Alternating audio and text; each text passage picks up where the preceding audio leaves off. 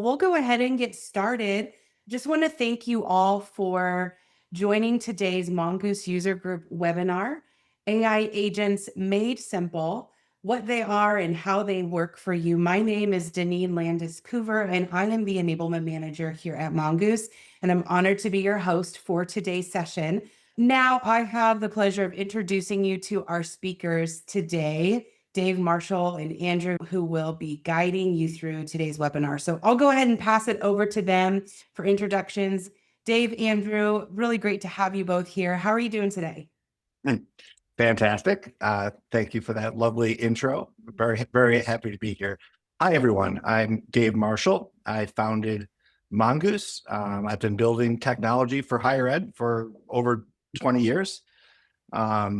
And I got into this space because I believe in what you all do. And the work of connecting institutions with students to get them to show up and stay enrolled and to graduate and to communicate beautifully is why I get out of bed every day. So I've spent my career trying to build tools that can help that. And today we are sharing something that honestly I'm more excited about than anything we've ever built. So, and I'm really glad that you're here. Hey everyone, my name's Andrew. I'm the VP of Technology here at Mongoose. And like Dave, I've been in ed tech my whole career. And I've been working with Dave for most of it. And we love working with technology to find new ways to help higher ed. It is truly the most rewarding thing for us. So let's get into it. Right.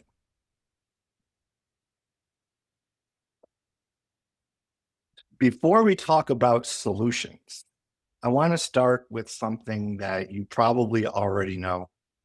Higher ed is being asked to do the impossible. Reach more students, support them better than you are now, and do that with less. And that tension is real. It's a thing that you guys all feel every day, and we feel it through you. And honestly, the dynamic that's at play is getting worse. And let me explain that. Here's what makes it so hard. The pressure isn't just coming from one direction, it's coming from both sides at once.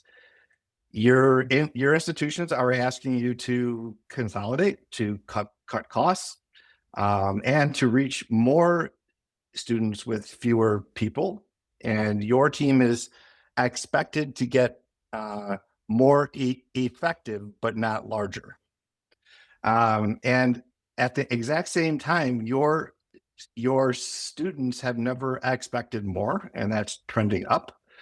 They want instant answers, personalized experience on their phone right now.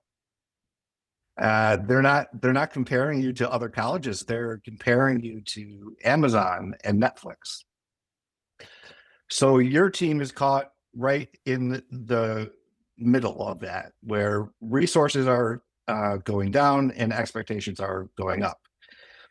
And every single day, something falls through the cracks. What do I mean by that? Something falls through the cracks. So for staff, they may have had a student that texted in with a financial aid questions, but that message got buried under a whole bunch of other ones, and that student never enrolled. For an advisor that has 400 students on their caseload, the students that never complained never got called, and 3 of them quietly just stopped showing up. Huge missed opportunity there. You know, every day something falls through the cracks. A prospect filled out a RFI form on a Friday, and nobody followed up until Tuesday. And that prospect was already engaged with other schools that were more responsive. For students themselves, they may have asked, whether they texted or they emailed or something, what do I need to do to register? And no one got back to them. So they just didn't register. This happens. We all know it. Super unfortunate. So every day something falls through the cracks. If a student's up at 11 p.m. After their day job and the kids go to bed or whatever, they hit a financial aid hold, and they can't do it. They can't register, and there's no one there to help them. And by morning, they've talked themselves out of it. Every day, something falls through the cracks, and for leadership, we may see yield drop 4 points, and we really can't get our finger on why that happened or what we can do exactly to improve that. Or retention numbers came back, and people were, saw that it went down. They were surprised, but the warning signs have been there in the data for months. So it's just every day something falls through the cracks. It's a real challenge. So I'd like to ask folks to either go to slido.com or grab your phone, and we're going to be asking you polls throughout the event today.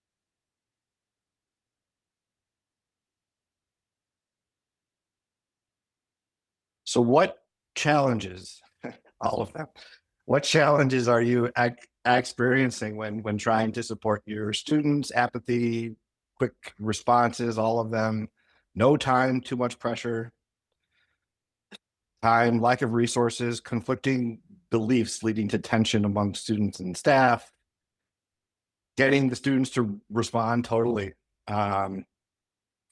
responsible use of AI, small staff, lack of response, lack of engagement.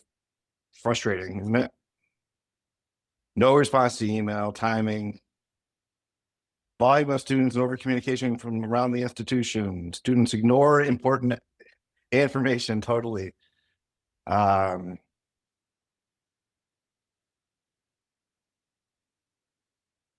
Getting students to respond, smaller staff makes unrealistic expectations, lack of trust,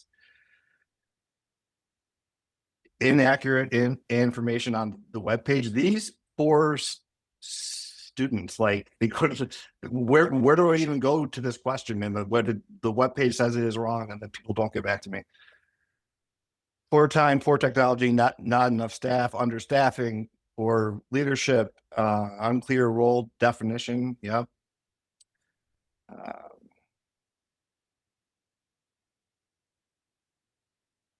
Inconsistent training. So staff turnover and then onboarding, and how do you do that well is definitely a constraint there. Student and families ignoring important outreach, then expecting hand-holding with a small staff, inconsistent expectations of staff. Great. So thank you for that. Maybe so we could have some empathy for each other here today. Yeah, I was thinking the same thing when I saw those responses go by. That's a lot of weight. And you can kind of feel the urgency and the frustration. And we didn't have a time machine when we made this slide. These are the kind of a summary of things we've heard in the past, and it's certainly reflected in all those comments. And I don't think these are even necessarily separate problems. I think they are all related. And time was the big theme, I think, throughout a lot of those comments, and that's in line with this. It's all part of that do more with less reality, where staffing and budgets and pressure are headed in one direction, and student expectations are headed in another, right? And students don't think in org charts or in software diagrams that show where your technology investments are and how your people are set up. They're just looking for support. They're looking for answers and guidance and direction, right? And when the technology starts to sprawl like this, both the kind of your data and your experience and the student experience starts to decay really quickly. There's no source of truth. You're not sure if what you're seeing is accurate, and this all just increases the burden, right? It consumes time and it consumes focus. And what does that feel like for students and staff? Well, we just felt what it feels like a little bit. This is what it feels like, this chaos, right? It's for everyone involved. We've increased the noise, we've increased the tools and the complexity. Students might be interacting through text, through chat, through email, through portals, through information forms, through social channels, right? And all at the same time. And they don't often know the right avenue for the support and the engagement they're looking for. And as a result, staff have to keep up with all of this all at once. But what if? What if what? What if I didn't change the slides. I you was didn't just trying change to the slide? That was your tease you prop, there. Dave. I know, but I wanted to mess with you a little bit. Well, you did. This visual is new. What if All the right. what if the student, when you think of some of those examples Dave gave earlier, like what if that student who texted in at 11 p.m., right, after they got off their shift at work, or maybe after they put their kids to bed, got an answer when they were available? What if that advisor that has hundreds of students on their caseload actually could figure out which ones needed them the most today, right now? What if the prospect who fills the form out on a Friday afternoon doesn't need to wait till Tuesday to get a response back? What if all those questions, I saw FAQs go by in the comments. What if all those questions that get buried, the ones that seem small, but probably aren't small to the student that's asking them, right? What if those were quickly and simply answered? What if at the same time your team could spend less time sorting through those messages, looking for those questions, and have more time having impactful conversations? If as a result of all of that, what if more students made it through? Not because you could grow your team or hire more people, but because nothing actually did fall through the cracks anymore. That's not a fantasy world. This is what we've built. Seriously. Before we get to the solution, this is, I think, a surprising statement coming from a software company, right? We recognize that higher ed does not need any more disconnected software. You could think about how many tools your team is already managing, right? How many logins, how many dashboards, how many places a message from a student might land, right? There's no underinvestment in technology. No one, I don't think anyone will claim that. But the problems that we just described, right? That weight, they're still there. Because one of the problems was never really a lack of software at all, right? The problem is that none of that software gives the team more capacity. Adding new tools should give you more capability, and sometimes that's great. But they also give you more to manage, more to maintain, more cognitive load, more of trying to figure out where to go to do something. And if you're not careful, adding more tools sometimes just gets you a prettier view of the same problem you already had, right? We believe that, higher ed, and you all on the call today, you don't actually need another tool. You need capacity. And that raises a question: what does capacity actually mean? And I think Dave's got a great way of breaking that down. What does capacity actually mean? So let's talk about that, because I think that I'll raise my hand. I think that we can overcomplicate it.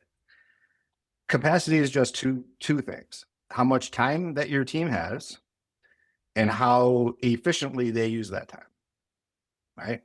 So that's it. Staff times, staff time multiplied by efficiency. And most institutions have been trying to solve this capacity problem for decades by adding staff, hiring more people. And I get it, that is the obvious lever to pull on here. That's how institutions have always tried to scale, right? Just hire more staff. But that lever isn't available to most of you. Can't just hire more staff. The budgets won't allow for it. So that leaves just one lever: efficiency.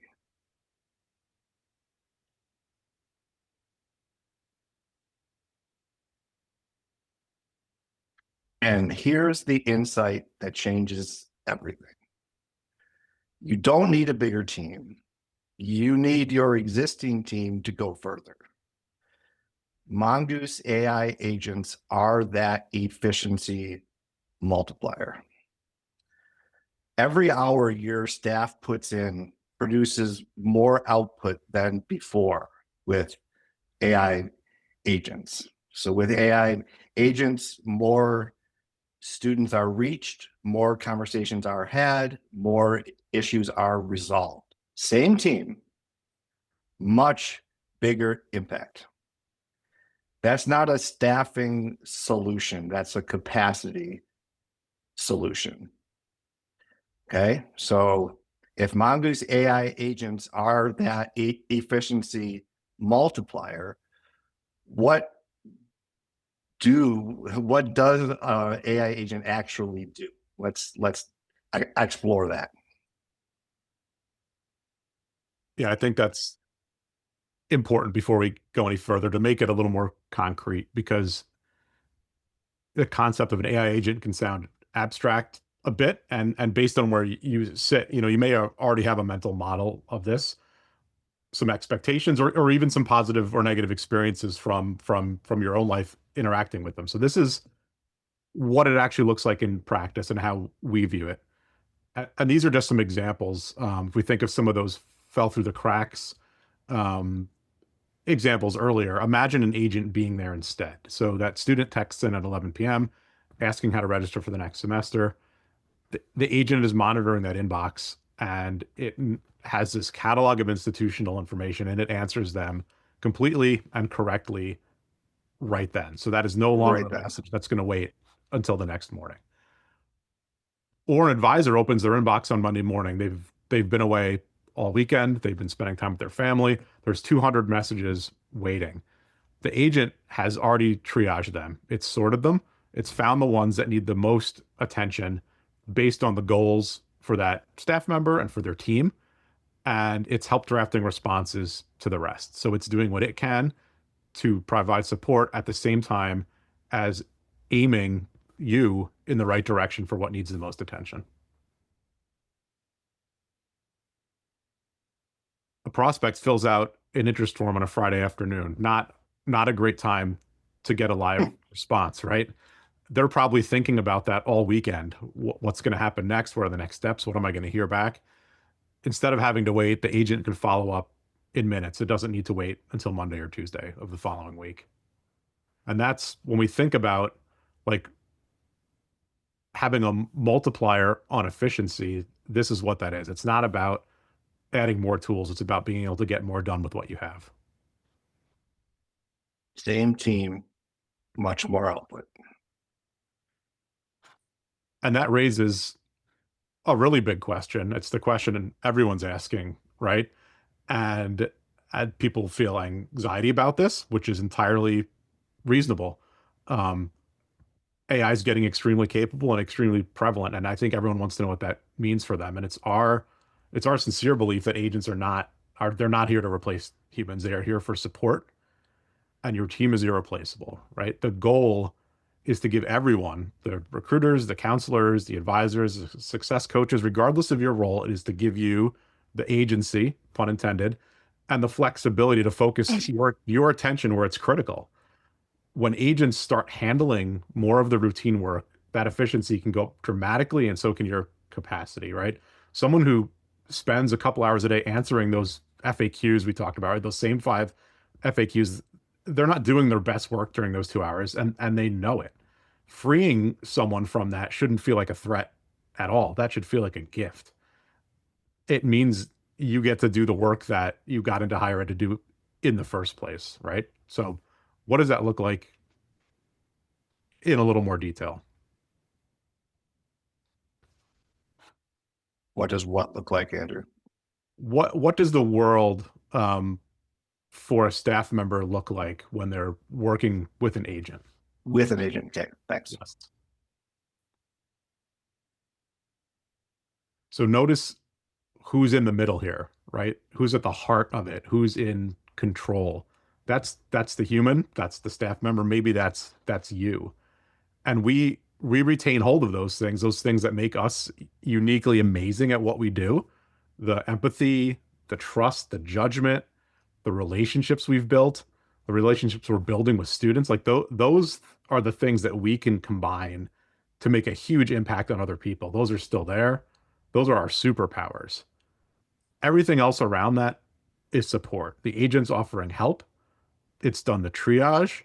It's made the responses that it could, and it's ready for the next steps.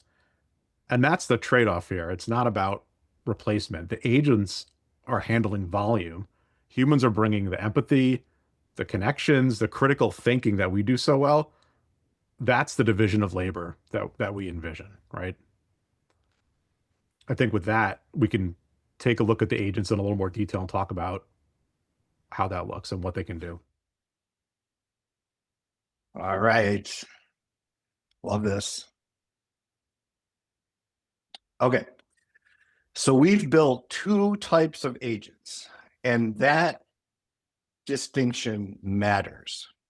First, the first type, we call them staff assistants. Think of them as the teammate that handles everything that shouldn't require your best people's attention, right? They love to do the routine. They can't get enough of it. So they answer routine questions, they organize conversations, they automatically prioritize when a human should take over. They take the weight off your staff so that your staff is doing what only your staff can do. I'll say that again.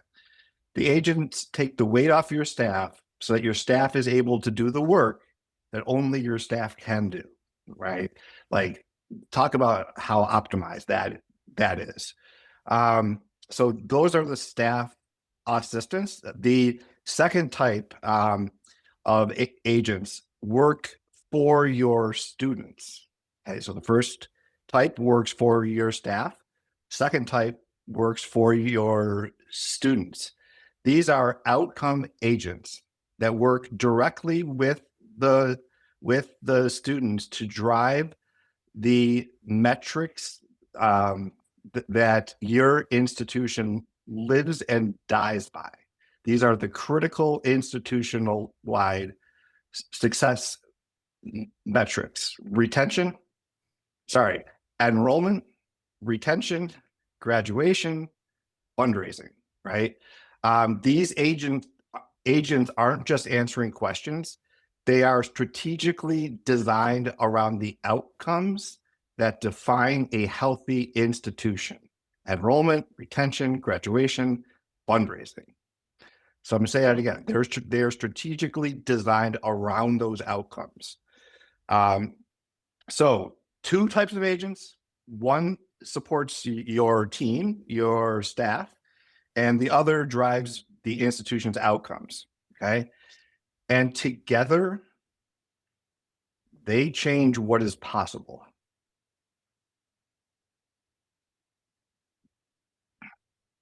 So what does this actually mean for your institution? Well, that depends on who you are, what role that you're in. If you're a leader, you're a VP, you're a director, you're a dean, What you care about is outcomes. Completed applications, yield, students that start in the fall that are still there in the spring, because that's how you're measured. That's what keeps you up at night. AI agents move those numbers, not because of magic. It's because more students are getting the right response at the right moment instead of falling through the cracks. Okay. Huge. Okay. But if you're not in that role, you're the one doing the work every day, the advisor, the recruiter, the success coach. The value looks different. And so to you, it's like having a teammate that never gets tired, who always knows the answer to every routine question, who handles your inbox. So at the end of the day, you can close your laptop and actually know that day you spent your time with the students who needed you most. Say that again. Like, has this ever happened? Like, if at the end of the day you knew that you spent your time with the students that needed you the most, like, how wonderful is that? And that's not a small thing, because that's why we all got into this work, right? And if agents can make that accessible to you, that you know that you're spending your time with the students that need you the most, what a rewarding experience for everybody. Okay, another poll here. I wish my team had more time too, or I wish I had more time too, whichever way you want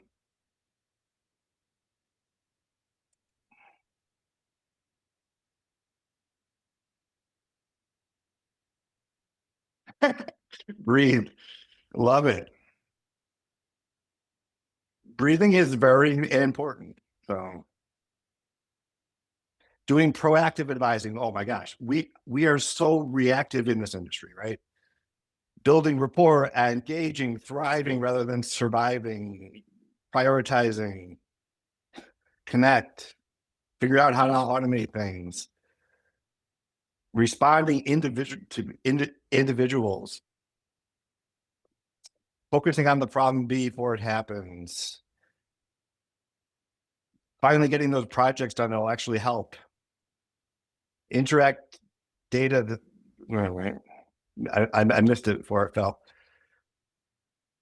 Research and implement best practices, time, counsel students applying proactive measures, analyzing data to improve. These are healthy things.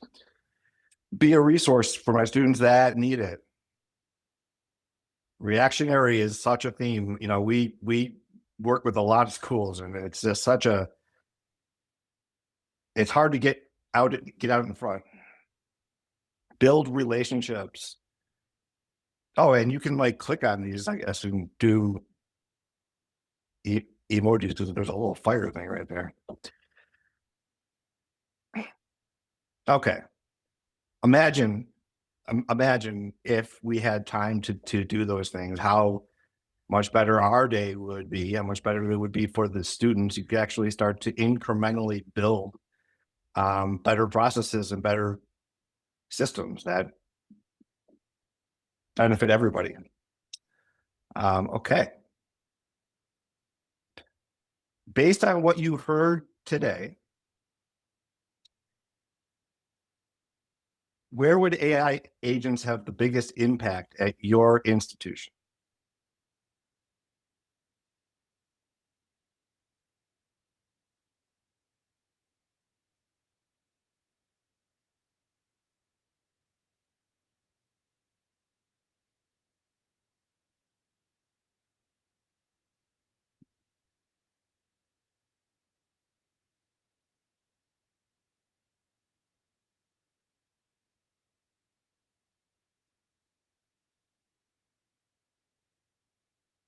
Identifying problems that we don't know we have is huge. Yes, very well said.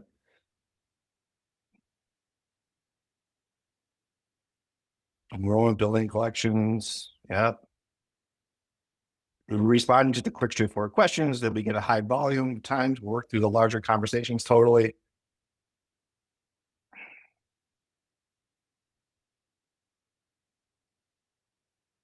Enrollment. Yeah.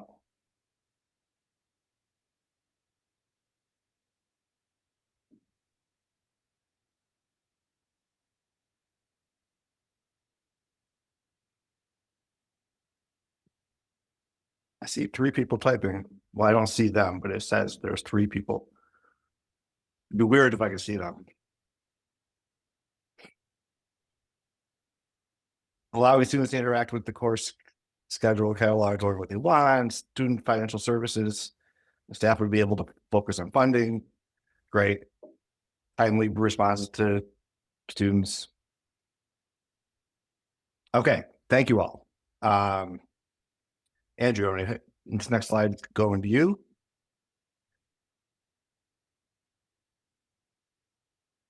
All right. So where are we with this right now? We have an early access program that we're running to co-create these agents with institution partners, and we view that partnership as critical for success for those outcome based agents, the ones that are focused on outcomes across enrollment and advising and advancement. And we view that as critical because we truly want to make sure they're solving problems in a way that is supportive for students and adding capacity for you without adding burdens, right? And we have a full roster already of enrollment focused partners for those agents, but we are looking for 2 more in the advising and student success area. Um, and Deneen is going to share a link in the chat. And if anyone's interested in participating and learning more, please fill out that form and let us know. That's not a commitment. It's just signing up for a follow-up conversation where we can answer questions. We can show you some things and we can take it from there. What does the program entail? You would have early access and help in the development process of 2 agents, a staff assistant agent and an outcome agent that's focused on advising, retention, and success.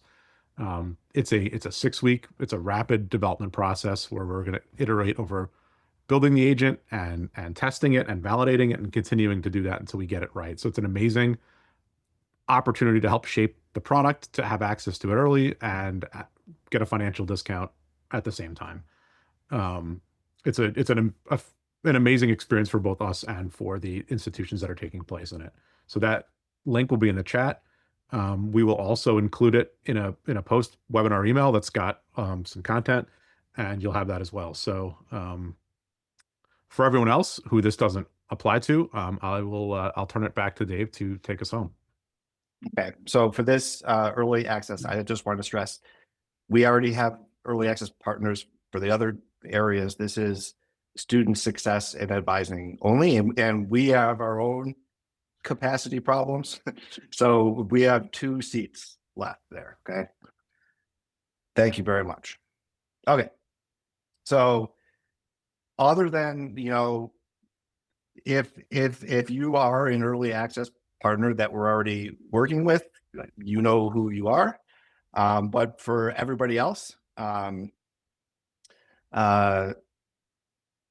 this call today, I want to tell you that AI agents on April 21st, everything is going to change because we are launching the Mongoose AI Agents.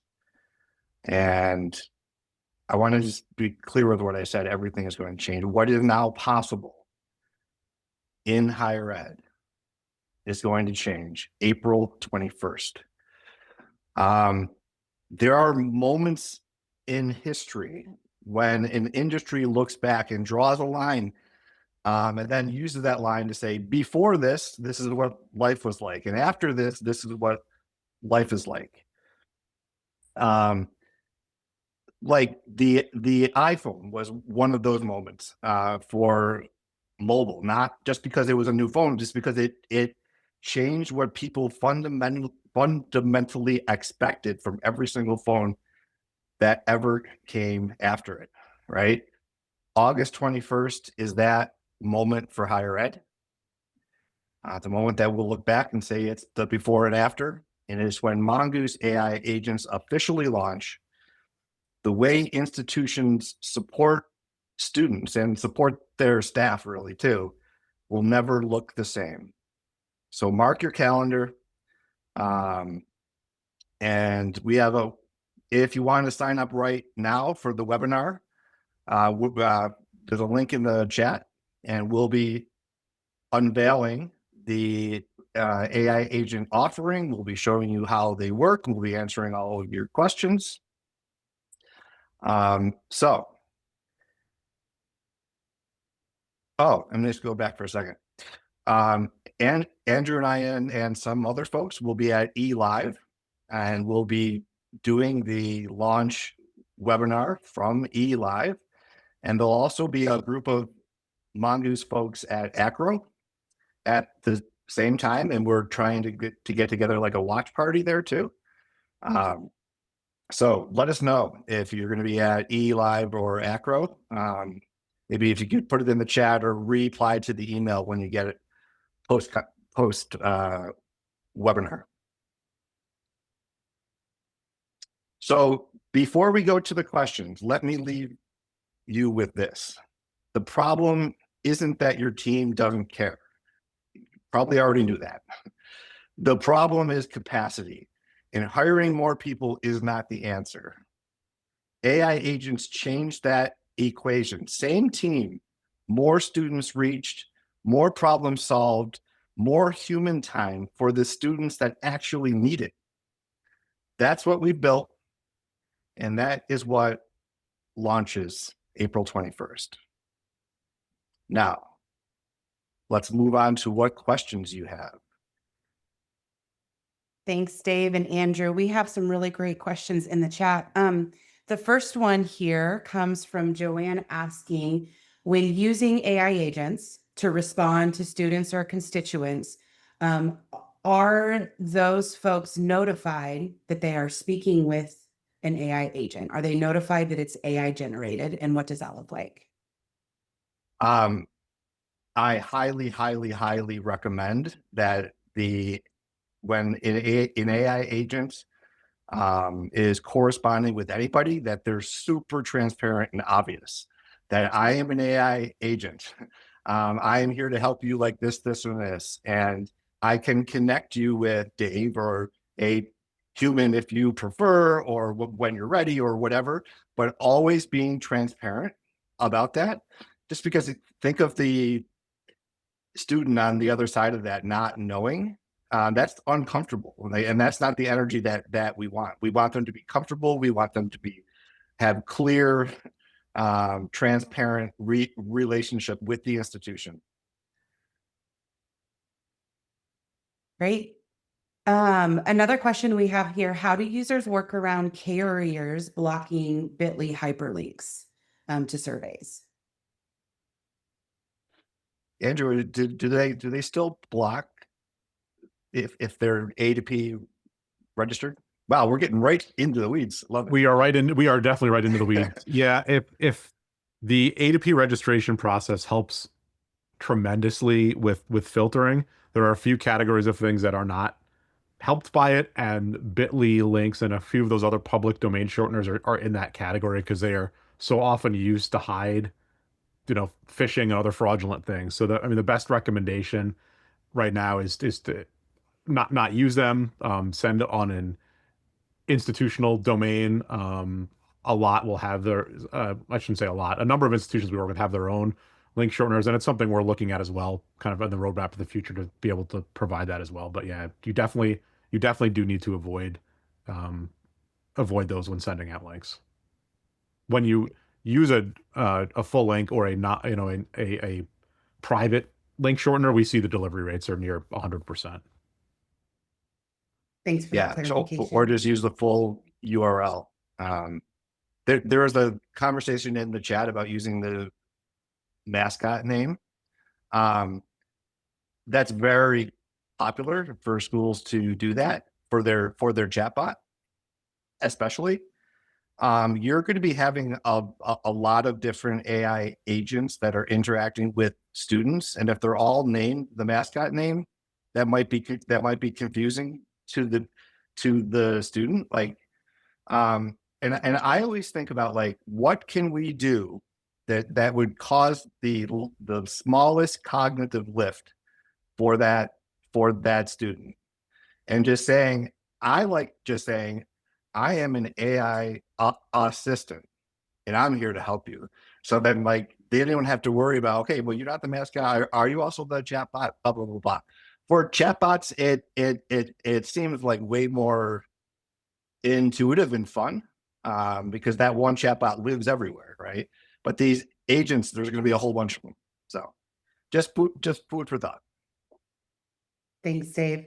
Another question, this one is actually referring back to the early access program. So the question here is that early access program a trial period before April 21st launch? What does the timeline there look like?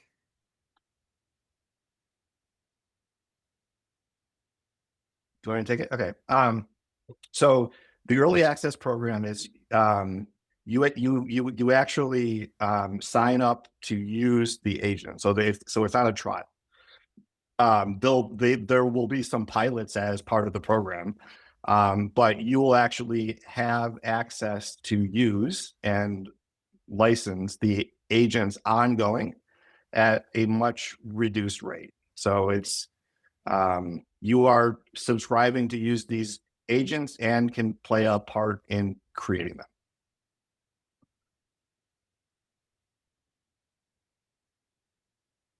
We have another really popular question here. So this next question really is about data and safety. How this question says, how do we control what data an agent actually has access to?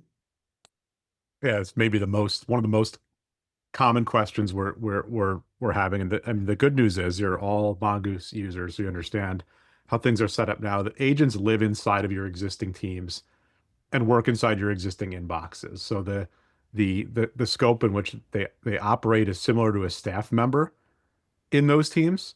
So they would have access to data within that team. What do I mean by that? So imagine an application completion coach agent who's doing outreach to a set of incomplete apps or prospective students. They will be able to see data elements on that contact record inside Mongoose. So they'll know the state of the application potentially. They'll know if there are missing documents. They may know the name of the counselor assigned to that applicant, and they'll be able to build their conversations around that. They'll also have access to the past conversations that they've had with that student. So if the agent's interacting with the student over the course of a number of weeks, it'll be able to leverage that essentially as memories of past conversations and reference them, follow up on things, and not repeat itself. And that's, again, bounded within the team in Mongoose that the agent's interacting with, the same way that a staff member in that team would have access to look at that information as context or to use as outreach with those students. Great. Okay, we have another one. So this comes from the Career Services Department. So what are the best strategies for navigating communications due to the 160 character limit?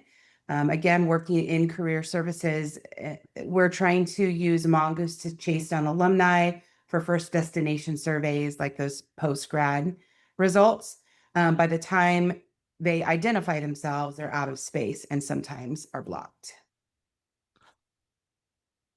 So I'll answer it quickly, and I think uh, Jim, maybe the question we can follow up offline. I'll talk with our support team, and we can reach out to you to talk kind of through some of these use cases more specifically to make sure you're getting what you need, because there is not a 160 character limit. So I want to make sure that's clear. So you can send a message longer than that.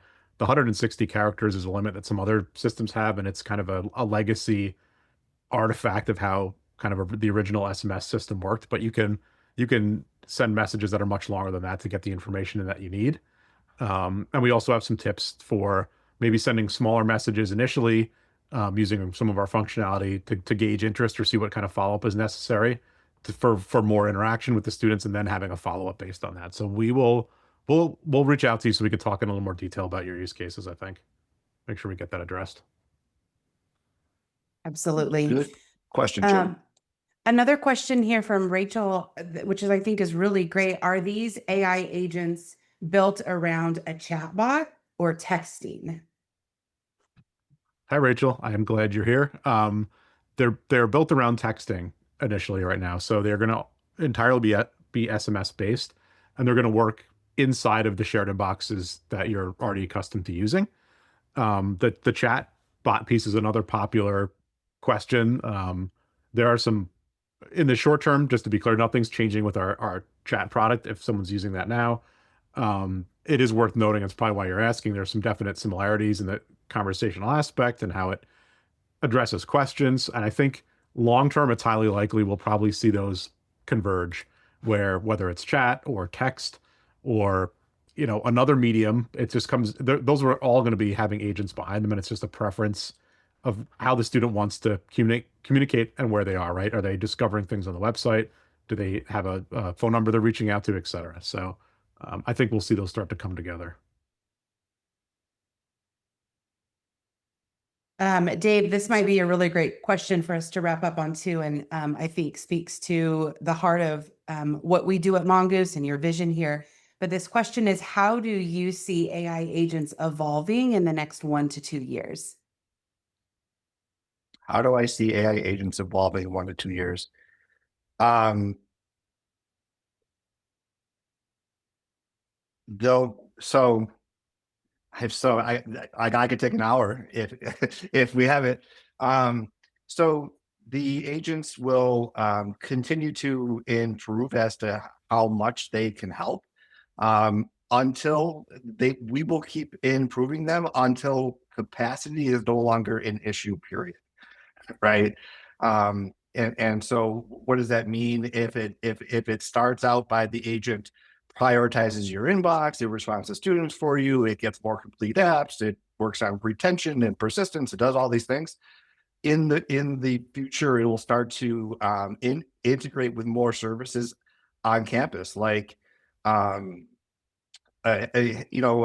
student, I wanted to reach out because I saw this, this, and this. Do you want me to schedule you meeting with your advisor? It would do that via calendaring, right? The agent would just do that. It would send an invite to the advisor, it would send an invite to the student. It would put a note in the advising software system that to summarize why that student wants to meet with that advisor. It would then coach the advisor as to how to best communicate with that student. So the agents are not only going to be interacting with students, but they'll also be coaching the staff and onboarding staff, because it already knows the best way to do these things, right? So we're going to be having a lot more as it relates to product vision on April 21st. So I encourage you to come and bring your team. But that's the short answer. I think that's great. When you just said bring your team to April 21st, it just made me think about how awesome it would be if our Mongoose users, their departments would host little launch watch parties on the 21st for Nice. our big launch event. But that is all that we have, at least in the Q&A section for right now. All right.